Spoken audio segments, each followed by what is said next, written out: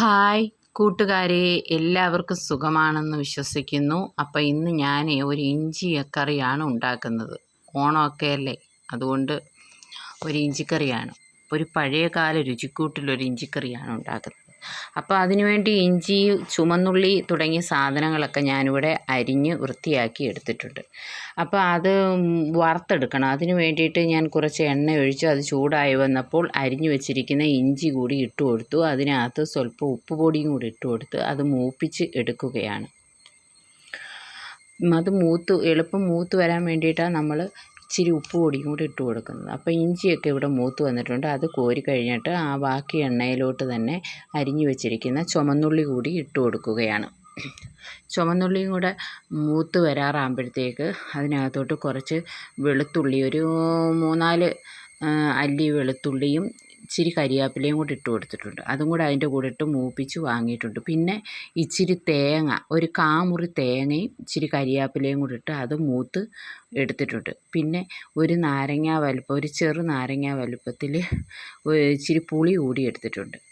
അപ്പോൾ ഈ പുളി നമ്മൾ വെള്ളത്തിലിട്ട് വെച്ചേക്കുകയാണ്. അതും കൂടെ ഈ വറുത്ത് വെച്ചിരിക്കുന്ന സാധനങ്ങളെല്ലാം തണുത്ത് വന്നപ്പോൾ അതൊരു മിക്സിയുടെ ജാറിലോട്ട് ഇട്ട് കൊടുത്തിട്ടുണ്ട്. എന്നിട്ട് ഈ പുളി കൂടി പിഴിഞ്ഞ് ആ വെള്ളവും കൂടെ അതിനകത്തൊഴിച്ച് നമുക്ക് അരച്ചു കൊണ്ടുവരാം. മിക്സിയുടെ ജാറിൽ കൊണ്ടുപോയി അരച്ചു കൊണ്ടുവരാം. അപ്പോൾ എന്നിട്ട് അതെല്ലാം അരച്ചു കൊണ്ടുവന്നപ്പോഴത്തേക്ക് അത് മാറ്റി വെച്ചിട്ട് ഒരു ചട്ടി അടുപ്പയിൽ വെച്ചു. അതിനകത്ത് സ്വല്പം എണ്ണ ഒഴിച്ചു. അതിനകത്ത് ഒരു ഇച്ചിരി എൻ്റെ കട്ടക്കായ ആയതുകൊണ്ട് കട്ടക്കായ അത് ഇട്ട് കൊടുത്തിട്ടുണ്ട്. എന്നിട്ട് പിന്നെ ഇച്ചിരി വറ്റൽമുളകും കൂടെ ഇട്ട് പിന്നെ തേങ്ങയും കൂടി ഇട്ട് വറക്കുകയാണ്. തേങ്ങ ഒരുവിധം മൂത്ത് വന്നപ്പോഴത്തേക്ക് അതിനകത്തോട്ട് ഇച്ചിരി കടുകും കൂടി ഇട്ട് കൊടുത്തിട്ടുണ്ട്. എന്നിട്ട് ഇച്ചിരി കരിയാപ്പിലയും കൂടെ ഇട്ട് കൊടുത്ത് നമ്മളത് മൂപ്പിച്ച് എടുക്കുകയാണ്. തേങ്ങ ഇവിടെ മൂത്ത് വന്നിട്ടുണ്ട്. ഇനി നമുക്ക് അതിനകത്തോട്ട് സ്വല്പം പൊടികൾ ചേർത്ത് കൊടുക്കാം. ഒരു 1/2 ടീസ്പൂൺ മഞ്ഞൾപ്പൊടി ചേർത്ത് കൊടുക്കുന്നുണ്ട്. പിന്നെ അതിൻ്റെ കൂടെ സ്വല്പം മുളക് പൊടിയും കൂടെ ചേർത്ത് കൊടുക്കാം. മുളക് പൊടി ഒരു 1.5 ടീസ്പൂൺ മുളക് പൊടി കൂടി ചേർത്ത് കൊടുക്കുന്നുണ്ട്. പിന്നെ അതിൻ്റെ പച്ചമണം മാറുന്നത് വരെ ഒന്ന് ഇളക്കി കൊടുത്ത ശേഷം കുറച്ച് ഉലുവാപ്പൊടി കൂടി ചേർത്ത് കൊടുക്കാം. ഉലുവാപ്പൊടിയും കൂടെ ചേർത്ത് കൊടുത്ത് അതിൻ്റെയും പച്ചമണം ഉലുവ ഞാൻ വറുത്ത് പൊടിച്ച് വെച്ചേക്കുന്നതാണ്.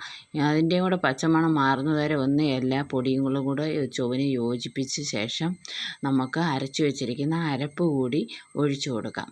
എന്നിട്ട് ചുവനെ ഇളക്കി യോജിപ്പിച്ച് മിക്സിയുടെ ജാറും കൂടെ കഴുകി വെള്ളവും കൂടെ ഒഴിച്ച് ചുവനെ തിളപ്പിച്ച് വെന്ത് പറ്റണം. ആ എണ്ണയെല്ലാം മുകളിൽ തെളിഞ്ഞു വരണം. അപ്പം നല്ല അടിപൊളി ടേസ്റ്റി ആയിട്ടുള്ള നല്ലൊരു ഇഞ്ചിക്കറി ഇവിടെ റെഡിയാവുന്നതായിരിക്കും. പിന്നെ ഉപ്പ് വേണമായിരുന്നു, കുറച്ച് ഉപ്പ് കൂടി ഇട്ട് കൊടുത്തു. അപ്പം നമ്മുടെ വീഡിയോ ഇഷ്ടപ്പെടുകയാണെങ്കിൽ ലൈക്ക് ചെയ്യണം, ഷെയർ ചെയ്യണം, സബ്സ്ക്രൈബ് ചെയ്ത് തരണേ. സബ്സ്ക്രൈബ് ചെയ്യുമ്പോൾ അതിൻ്റെ അടിയിലൊരു ബെല്ല് വരും. ബെല്ലിലൊന്ന് ടച്ച് ചെയ്യുമ്പം താഴെ ആളെന്ന ഓപ്ഷൻ വരും. അതിലൂടെ ഒന്ന് ടച്ച് ചെയ്യണേ. അപ്പം ഞാനിടുന്ന വീഡിയോയുടെയൊക്കെ ഈ നോട്ടിഫിക്കേഷൻ നിങ്ങൾക്ക് ഉടനടി ലഭിക്കുന്നതായിരിക്കും.